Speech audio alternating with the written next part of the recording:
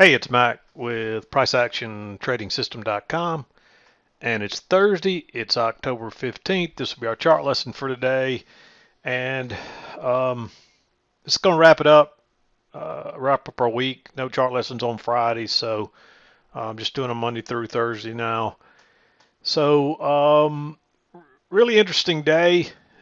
In the end, you could probably this is a large range day. There's a clear large channel working down and then a clear large channel working up. But I'm going to show you something here. What's really interesting about this is that there's a gap. This is where we opened at 8:30, and this is where we closed yesterday at 3:15. One of these is the 3:15, and one of them's the 3:30 close. I believe that's what they are. But they're the two market closes, the market closing times. And notice what you have to notice is since we opened way down here but closed up here yesterday, and there's no price action in between those two areas, there's going to be a big gap on the daily chart. Because just picture closing here yesterday and then not opening till down here. You wouldn't have all this trading down through here in the overnight during the regular pit session, so that because they don't trade at night. And so on the daily S&P chart, there's a gap between that yellow line and those red lines. That's why I put these lines on here, so you you can quickly just scroll over and see, hey, is there a gap on the chart today? And there is. And almost always those gaps are filled within a day or so, generally on the same day. So you had to suspect, as hard as it was to believe that, hey, we're going to trade from here all the way to here before the close of the day, it was really hard to, really, we traded down that much here in the overnight, so it's not out of the realm of possibility to trade up that much. But, basically that's 34.40, we'll call it, to 34 cents. That's really less than 40 points. So that's really not that. Normally that would be huge for a normal ES day, but in this volatility it's not that big.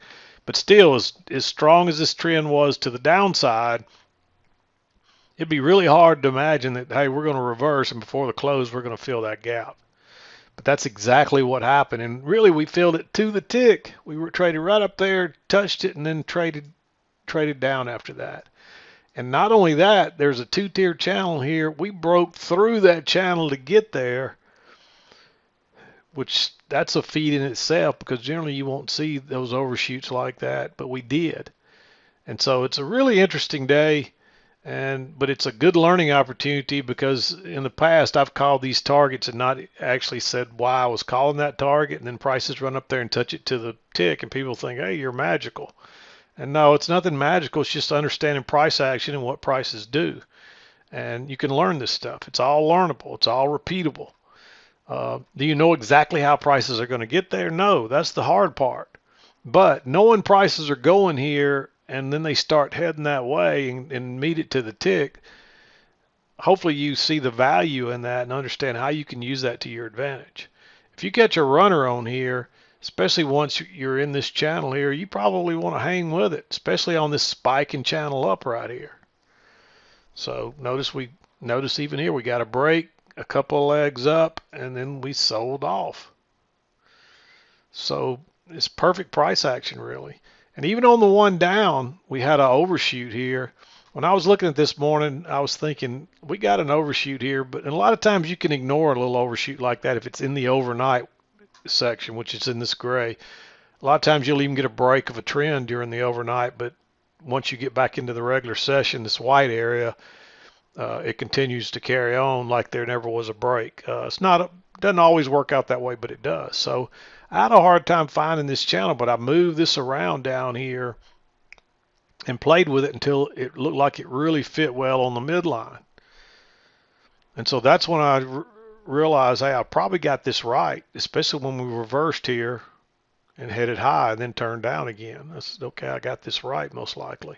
And you can see where prices came back in there into play right along that midline right there. We ran up, we hit the trend line again and worked lower. And I just drew it off those first two swings. And but we never got a break of this, and and a new low. We had a break and we tried, but then we confirmed this trend and it just took off and we headed straight up. But we did have an overshoot, which a lot of times will lead to a reversal. So that kind of explains why maybe we had this overshoot down here. Don't ask me how all this stuff comes to be. I don't understand that. All I can tell you is it works. And after 20 years of watching this stuff, I see it every day and I've grown to trust it. And that's what we're trading off of is our price action rules and strategy. And this stuff works. Is it 100%? No, nothing's 100%. But it works enough that you have an advantage. It'll work 80 or 90% of the time. But no, it's not 100%. It actually will work close to 90% of the time. And that's all you need is an advantage. So will you be a perfect trader and always win 100% of the time? No, nobody will. But this is as good as it gets. So anyway, let's talk about the trades. I'm going to back out here. You can clearly see we were in a two-tiered channel. We got the overshoot. We came back up. It looked like we were going to continue to trend lower. At this point, you would be looking for a possible measured leg down, just like this one. It's hard to imagine us going that far down, but you'll see that happen a lot too. But when we started turning up, first thing I'm assuming is, hey, we're going to fill that gap. And I talked about filling that gap when I posted the chart at 9:30 this morning, which prices would have been trading right in here. You would have had this trend confirmed. Yet I still talked about the possibility of filling that gap. And how do I know? Just because I know what price action does. Nothing magical. But when you see those gaps, know that they usually get filled real quickly.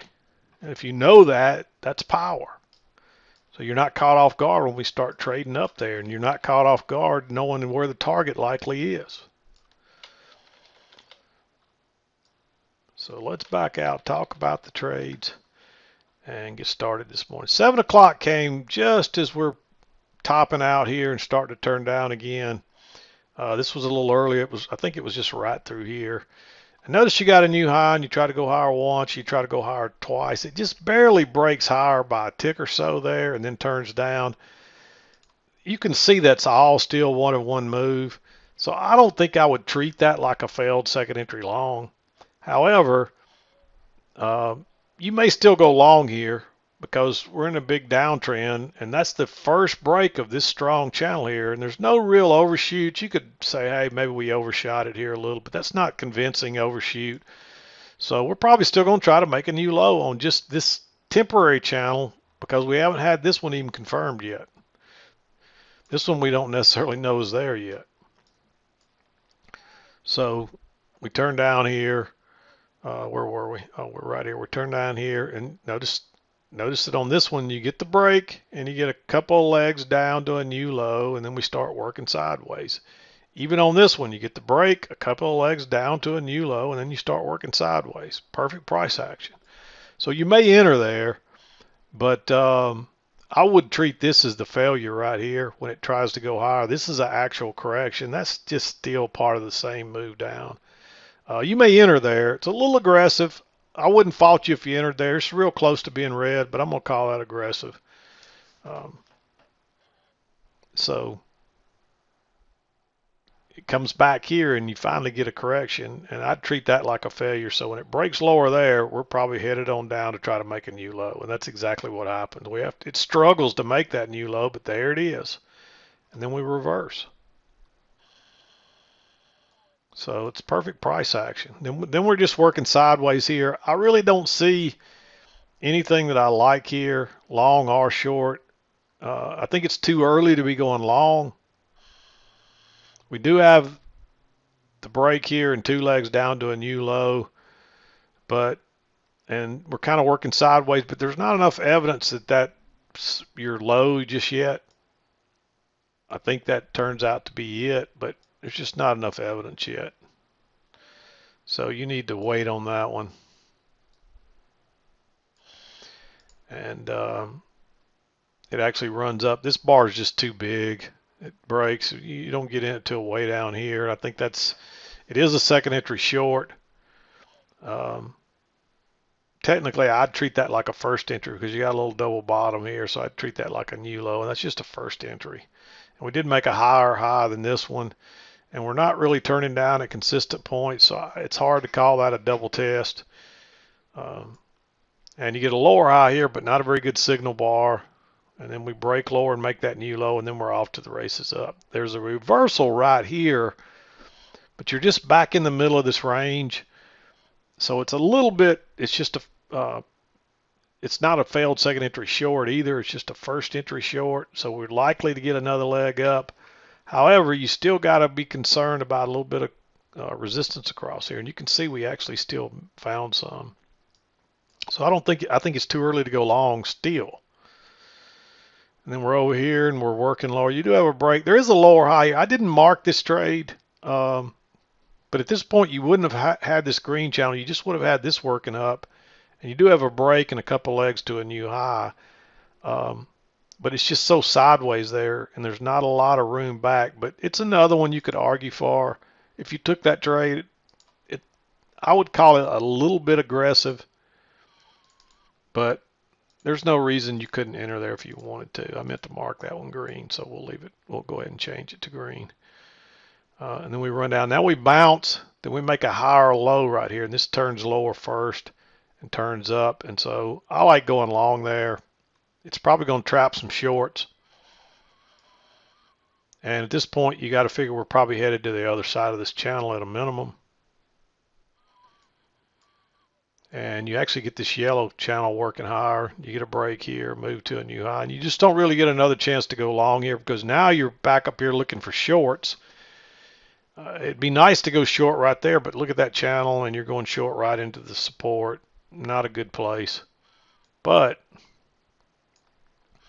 you get a little breakout pullback right here, and now it's a lower high off the key entry point, and it does pull back and test the EMA. Really bearish bar, so you may go short there. If not, on this failed second entry long, this actually breaks higher and turns and goes down. I don't think I would enter way down here. You might still, but the entry is right here because you really wouldn't have this midline though, so. But you don't have to go but to right here to make a new low anyway. So just keep that in mind. It could just tick a tick or two lower. It ends up going a little further, probably enough to get a scalp out of it before it bounces. But you don't know that it just won't tick a tick or two lower and then turn up. So we run back up right to the trend channel line again. We don't have a break of that short-term micro trend yet. And a new high, so I'd wait on a lower high here, which comes right here, and again it tests that trend line and pretty much proves it out. Nice bearish bar. That's a place to go short, and you catch a runner here. Real simple, and I'd be looking for a runner off this main key entry point, and then we try to go higher once, twice. So there's a failed second entry long there, and there's also a second entry short. Technically, this is not a failed second entry long because you didn't make a new swing high here, but you could argue for that to be a double top. So first entry, second entry. More than anything, it's a lower high and a second entry short at the key entry point. Turns out it was that midline too, but of course you wouldn't have had that yet probably. You wouldn't have got that till you drew this line down here. Now you might have drawn it off the highs. There's just not enough there to work with really and drag it down. So most likely most people are not going to have that midline there. But you can see it was in play even before you knew it was there. So what's so interesting about market geometry? People will tell you the markets are totally random. They aren't. There's no way you could do this and see these lines match up at the end of the day before you could ever draw them if it was random. Just no way. But it happens. So anyway, we drop on down. You make a new low. First entry, second entry short. That's the first break there. I mean, we're back with a downtrend. Just go short. And of course, it bounces here. So draw your line just in case. Then you get a higher low. I'm not ready to go long here yet. So I don't think you want to take any of these longs. But you get up here and you finally get a break outside, and then you get a lower high on a second entry short. That's a new swing low, first entry, second entry, right at the key entry point. Go short right there. Again, another quick, easy move that moves multiple points. and then it bounces there, right at that key entry point again. So that's the third touch in a row real quickly. This is a little aggressive because we don't have it. We do have a break up here, but no new low in place. But we're a long way away from the EMA on the second entry with strong support across here. You can see that's a double test of that support. We made it the low. We tested it once. We tested it twice. I don't have a line on there, but you can hopefully see that line across there.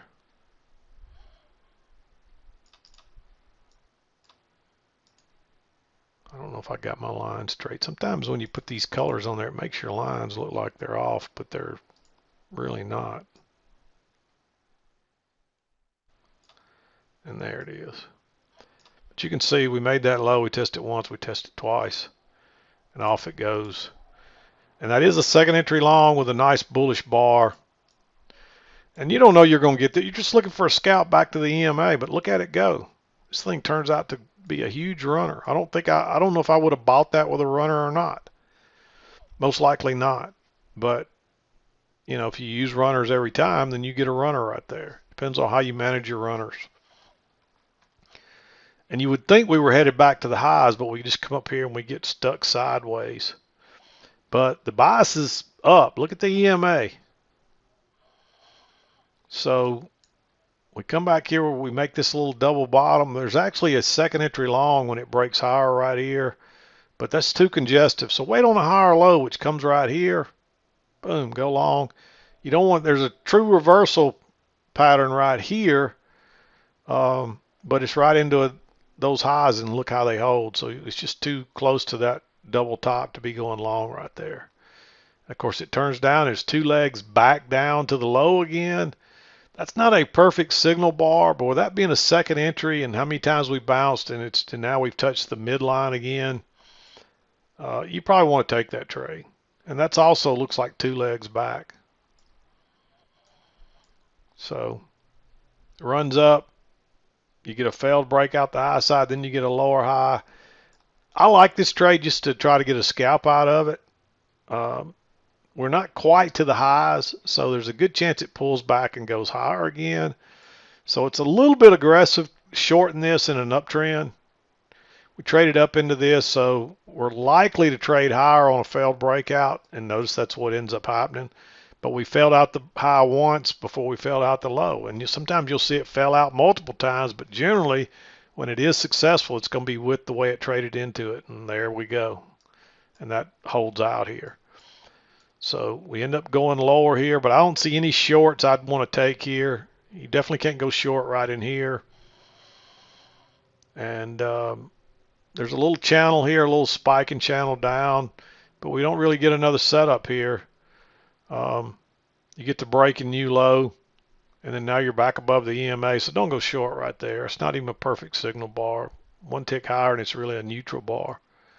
And you don't want to go long there either, so you just really don't get a chance to go long until finally